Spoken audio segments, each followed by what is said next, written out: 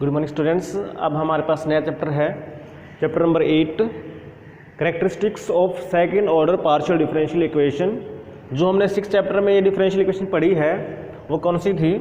Are plus s plus t plus function of x y z p q equal to 0। ये वाली हमने second order partial differential equation पढ़ी थी। यहाँ पर जो ये आर एस टी है ये फंक्शंस थे एक्स एंड वाई के, where r s and t are functions of x and y. अब इसके बाद हमने क्या किया था? क्लासिफिकेशन किया था और हमने कोरस्पोंडिंग क्वाड्रेटिक इक्वेशन निकाली थी। हमने वो कैसे आई थी?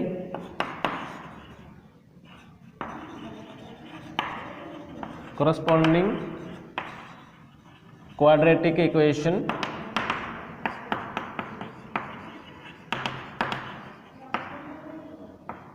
इज, हमने क्या किया था?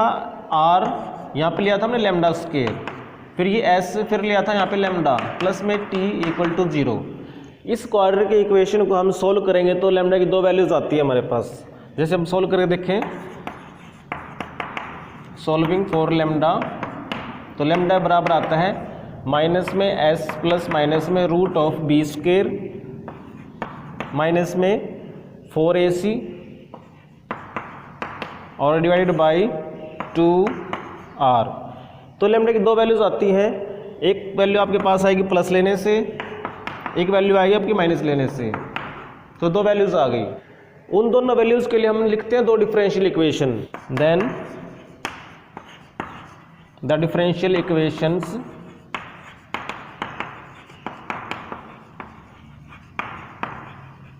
वो कैसे लिखती है हमने? D y by d x plus में लैम्डा इज इक्वल टू 0। इस इक्वेशन को हम कहते हैं characteristic equations, are called characteristic equations. और देखिए, अगर हम इसको इंटीग्रेट करेंगे तो हमारे पास 2 फंक्शंस आए थे। जैसे लैम्डा 1 लैम्डा 2 के लिए हमारे पास क्या आएगा इसका solution, and its solution of the form f x y is equal to c. ये क्या बनाएंगे? हमारे पास एक कर्व बनाएंगे, आर कॉल्ड कैरेक्टरिस्टिक कर्व्स। क्योंकि इसको अगर हम ग्राफिकली देखेंगे तो ये कर्व बनाएगा एक्स वाई प्लेन में। तो देखिए, अब यहाँ पे केस बनते हैं कि ये जो डिफरेंशियल इक्वेशन है वो हाइपरबोलिक है या पैराबोलिक है या एलिप्टिक है। तो उसके हिसाब से यहाँ पे लैम्डा 1 लैम्डा 2 हमारे पास डिस्टिंक्ट हैं या इक्वल हैं या कम्प्लेक्स कंजुगेट्स हैं। तो उसके हिसाब से ये डिपेंड करेगा कि कैसे कर्व्स आती हैं और कैसी कैरेक्टरिस्टिक इक्वेशंस आती हैं। तो अब केस को करते हैं। केस फर्स्ट देखिए कि जब हमारे पास S square minus 4rt positive है, तो अगर ये पॉजिटिव है तो डिफरेंशियल इक्वेशन क्या से बनेंगी? Then the differential equation is hyperbolic. और हाइपरबोलिक होने के बाद आप देखिए कि जब ये वैल्यू पॉजिटिव है तो इसका स्क्वायर रूट भी आपके पास 0 रियल नंबर आएगा। तो प्लस माइनस करेंगे तो माइनस एस करेंगे तो आपके पास डिफरेंट 2 नंबर्स आ जाएंगे रियल में, lambda 1 lambda 2। Then from 2 lambda 1 and lambda 2 are distinct real numbers. और उस केस में हमारे पास 2 डिफरेंट कैरेक्टरिस्टिक इक्वेशंस आएंगी। Then from 3 we have 2 distinct characteristic equations and और 2 ही हमारे पास क्या आएंगे? कैरेक्टरिस्टिक कर्व्स आएंगी। एंड 2 कैरेक्टरिस्टिक कर्व्स कौन सी आएंगे? जैसे हमारे पास एक फंक्शन मैंने मान लिया phi x y equal to C1 and दूसरे को हमने ले लिया suppose psi x y equal to C2।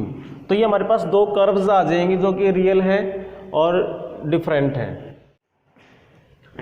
Case second है कि अगर एस स्क्वायर माइनस में 4RT आपके पास हो जाए इक्वल टू 0, तो उस केस में क्या होगा, जो इक्वेशन है डिफरेंशियल इक्वेशन वो क्या बन जाएगी, पैराबोलिक। और उसके साथ साथ जो लैम्डा की वैल्यूज आई थी एंड फ्रॉम 2, जो हमने यहाँ पे लिखा हुआ था 2, वहाँ से देखिए जो लैम्डा की दो वैल्यूज होंगी वो क्या आएंगी, सेम आएंगी। The quadratic equation have two equal and real roots. वो कौन से होंगे, लैम्डा 1 और लैम्डा 2 आपके पास बराबर होंगे। और उसकी वैल्यू हमारे पास क्या आएगी, अगर यहाँ से देखें तो -s/2r। और उसी हिसाब से फिर एक ही करेक्टरिस्टिक इक्वेशन आएगी and hence have one characteristic equation. वो कौन सी बनेगी हमारे पास करेक्टरिस्टिक इक्वेशन कि dy/dx प्लस में लैम्डा की वैल्यू हमारे पास क्या हुई है, माइनस में s/2r। ये करेक्टरिस्टिक इक्वेशन बनेगी। और फिर अगर हम इसको सोल्व करेंगे तो हमारे पास सिर्फ एक ही क्या आएगा, करेक्टरिस्टिक कर्व आएगी and have only one characteristic curve. इसको सोल्व करने से मान लीजिए हमारे पास आता है फाई एक्स वाई, तो एक ही कर्व हमारे पास बनेगी इस फंक्शन से। केस नंबर 3 कि अगर एस स्क्वायर माइनस में 4RT आपके पास हो जाए नेगेटिव, तो उस केस में जो डिफरेंशियल इक्वेशन है वो कैसे बन जाएगी, इलिप्टिक। और इलिप्टिक होने के बाद फिर जो रूट्स आएंगे हमारे पास वो कैसे होंगे, and the quadratic equation have two complex conjugate roots. क्योंकि S square minus 4RT negative है, इसका स्क्वायर रूट करेंगे तो हमारे पास कॉम्प्लेक्स कंजुगेट्स आएंगे दोनों के दोनों। Thus we have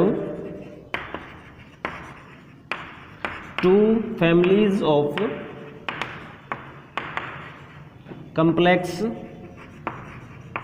characteristics। यानी यहाँ पर रियल में कर्व्स हमारे पास नहीं बनेंगी। पहले वाले में क्या था कि दो करेक्टरिस्टिक इक्वेशंस आई थी जो कि हमारे पास कैसी हैं, रियल हैं।